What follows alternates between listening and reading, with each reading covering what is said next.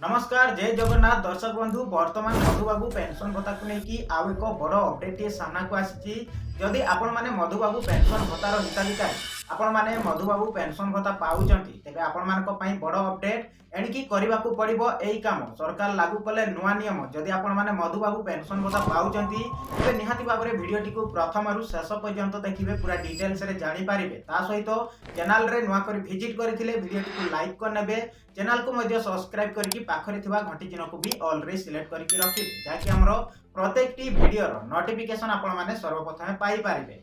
तेबे दर्शक बंधु मधुबाबू पेंशन भत्ता को लेकिन सरकार कौन सब नुआ नियम लागू करिसंती जदि एई काम गुडी को न करंती तेबे आगो को आपण माने मधुबाबू पेंशन भत्ता पाई पारिबेनी। तेबे कौन काम करबा को पड़िबो आ जो हिताधिकारी माने नुआ अप्लाई करिथिले सेमानकू केबे मधुबाबू पेंशन भत्ता रे पेंशन राशि मिलिबो चलंतु आजिरो वीडियो रे पूरा डिटेल्स रे जानिबा तो सेति पई वीडियोटी को प्रथम रु शेष पर्यंत देखिबे आपण माने पूरा डिटेल्स रे जानि पारिबे। दर्शक बंधु आपण माने जानिथिबे बहुत हिताधिकारी खाता को ए पर्यंत भत्ता टंका जमा हेई नाही भत्ता पाइबा को अपेक्षा करुतबा हजार हजार हिताधिकारी मध्यरु प्राय 3,35,850 जनक बैंक खाता सह आधार लिंक होई नथिबारु सेमानक भत्ता प्रदान रे समस्या देखा जाउची। एही कारणरु सरकार समस्त जिला प्रशासन को शीघ्र आधार संयोग प्रक्रिया को संपूर्ण करने को निर्देश देइचंती। एही प्रसंग को नेकी विरोधी दल मध्य बीजेडी सरकार को घेरिथिले बीजेडी रो वरिष्ठ नेता प्रसन्न आचार्य अभियोग करिसंती जे भत्ता बंटन रे विलंब पई सरकार नुआ नुआ बहाना खोजुचंती। वृद्ध एवं असहाय हिताधिकारी को बारंबार आधार लिंक एवं ई-केवाईसी करबा को कहिबा सेमानक पई कष्ट साध बोली से कहिसंती। सेपरि दर्शक बंधु अन्यपटे बीएमसी मेयर सुलोचना दास मध्य कहिसंती जे अनेक हिताधिकारी 3 मासरु अधिक समय धरी भत्ता पई अपेक्षा करिसंती। वृद्ध एवं दिव्यांग लोक माने भत्ता उपरे निर्भरशील थिबारु सरकार तुरंत एही समस्यार समाधान करी समस्त योग्य हिताधिकारी को बेकाय भत्ता प्रदान करने आवश्यक।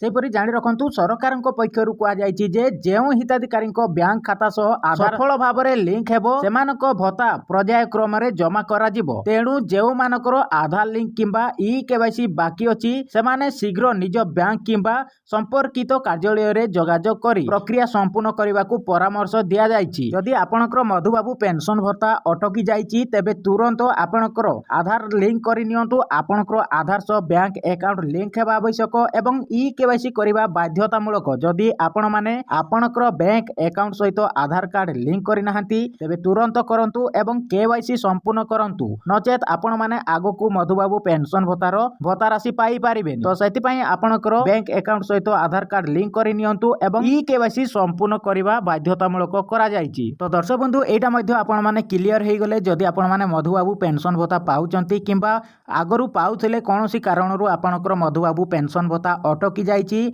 तेबे तुरंत एई काम गुडिक करंतु नचेत आगको आपण माने मधुबाबू पेंशन भत्ता पाई पारिबेनी। जदि आपण निर्धारित योग्यता पूर्ण न करंती तेबे आपनकर भत्ता टंका अटकी पारिबा बंद हो जाई पारे। तेबे दर्शक बंधु भत्ता कटिबार मुख्य कारण कौन जदि आपण माने भत्ता पाउथिले कोनोसी कारणरू आपनकर भत्ता टंका कटि जाइछि बा बंद हो जाइछि तेबे आपण माने कोन कले आपनकर भत्ता टंका पुणी तरे पाई पारिबे को कारणरू कटिछि। प्रथम रे तो आपनकर जदि परिवारर वार्षिक आय सरकारी सीमा ठारू अधिक हुए साधारणतः 12,000 टंका जदि आपण माने 12,000 टंका पाउचंती तेबे आपनकर पेंशन राशि काटी दिया जिवो। सेपरि अन्य सरकारी पेंशन जदि पाउचंती जदि हिताधिकारी केंद्र किंबा राज्य सरकार ठारू अन्य कौनसी पेंशन पाउछांती ताहेले मध्ये आपनकर मधुबाबू पेंशन भत्ता कटि जिवो। आउ गोटी हेला आपनकर बैंक अकाउंट आधार संयोग एवं जीवंत प्रमाण पत्र बा लाइफ सर्टिफिकेट देबा बाध्यतामूलक करा जायछि। एही सब जिनिस जदि आपण माने कंप्लीट करि नाहांती कौनसी भी जदि त्रुटि रहिछि ताहेले आपण माने संशोधन करंतु नचेत आपनकर मधुबाबू पेंशन भत्ता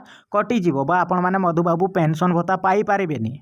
आउ जो माने नुआ करी एप्लाई करिथिले सेमानकर वर्तमान ब्लॉक लेवल एवं डिस्ट्रिक्ट लेवल रे वेरिफिकेशन चलीछि। जदि आपण माने एप्लाई करिथिले आपण माने अपेक्षा करिसंती जे आपनकर मधुबाबू पेंशन भत्ता केबे मिलिबो आपनकर वेरिफिकेशन कंप्लीट हैला परे सेतिरे जदि आपण माने योग्य होइतिबे ताहाले आपण माने मधुबाबू पेंशन भत्ता रे भत्ता टंका पाई पारिबे। वर्तमान आपनकर ब्लॉक लेवल एवं डिस्ट्रिक्ट लेवल रे वेरिफिकेशन चली वेरिफिकेशन कंप्लीट है पर जदि से आपण मैंने योग्य होती तेबे आपण मैंने मधुबाबू पेंशन भत्ता पाई पारिबे। खूब शीघ्र आपण मैंने मधुबाबू पेंशन भत्ता पाई जिबे। आपनकर वेरिफिकेशन कंप्लीट हो जिवो जदि से आपण मैंने योग्य होइतिबे ताहले आपण मैंने मधुबाबू पेंशन भत्ता पाई पारिबे। काहेकि ना आगो को पंचायत इलेक्शन मध्ये आसुची सेति सरकार मध्ये सजबाज होउचंती समस्त काम को तुरंत करबा पई निष्पत्ति मध्ये देइचंती। जदि आपण मैंने अप्लाई करथिले मधुबाबू पेंशन भत्ता तो आपण मैंने चिंता करंतुनी पंचायत इलेक्शन पूर्वरु आपण मैंने मधुबाबू पेंशन भत्ता पाई पारिबे बा मधुबाबू पेंशन योजना रे शामिल हेई पारिबे। आशा करी जे आजिर एई अपडेट आपण मानक पई बहुत हेल्पफुल हेतबो। जदि वीडियोटी भलो लागिताए